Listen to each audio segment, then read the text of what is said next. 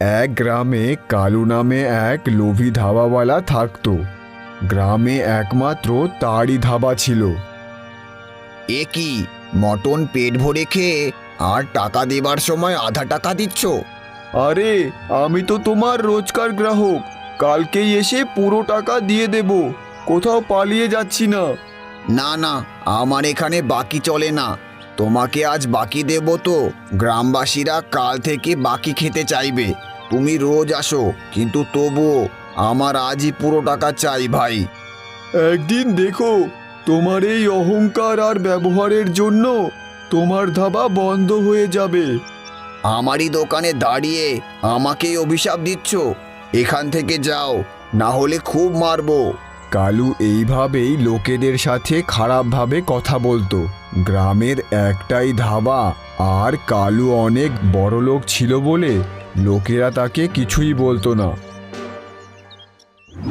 বড় আশা নিয়ে অমল আর বিনা নামে দুই বড়বউ সেই গ্রামের দিকে যাচ্ছে। এই গ্রামের প্রধান আমাদের কেন সাহায্য করবে? আমার বাবার সে অনেক ভালো বন্ধু। তারপর দুজনে গ্রামের ভেতরে যাচ্ছিল। তখনই তাদের নজরে পড়ে একটা ধাবা। এটা ছিল গ্রামের একমাত্র ধাবা। দুজনে ধাবাটা দেখে। তারপর তারা গ্রামের ভেতরে চলে যায়। গ্রামের মাঝে বটতলায় কিছু লোক কথা বলছিল। তারা সেখানে যায়। আরে কাকা, এই গ্রামের প্রধানের বাড়ি কোন দিকে? তারপর লোকগুলো অমলকে প্রধানের বাড়ির রাস্তা দেখিয়ে দেয়।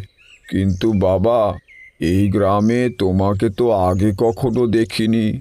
কাকা, আমার গ্রামে খরায় প্রচণ্ড জলের সমস্যা দেখা দিয়েছে। চাষবাস করা যাচ্ছে না, এই জন্যই বাইরে কাজের খোঁজে এসেছি। আচ্ছা, এই ব্যাপার। যাও যাও, প্রধান খুব ভালো, তোমার সাহায্য করবে। তারপর তারা প্রধানের বাড়ির দিকে যায়। নমস্কার প্রধান মশাই। হ্যাঁ নমস্কার। বলো ভাই, কি সমস্যা? আচ্ছা আগে বলো, কে তোমরা? আরে প্রধান মশাই, আমি অমল। আমার বাবার নাম হরিরাম, যে বিয়েতে রান্না করে। ও বাবা অমল, তুমি? তোমাকে কত ছোট দেখেছিলাম। হরিরাম কেমন আছে?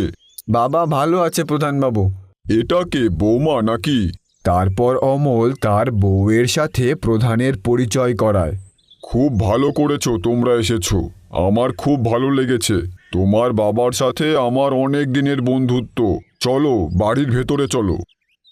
তারপরে বাড়ির ভেতরে গিয়ে তারা কথা বলে। বলো বাবা, কেন আসতে হলো?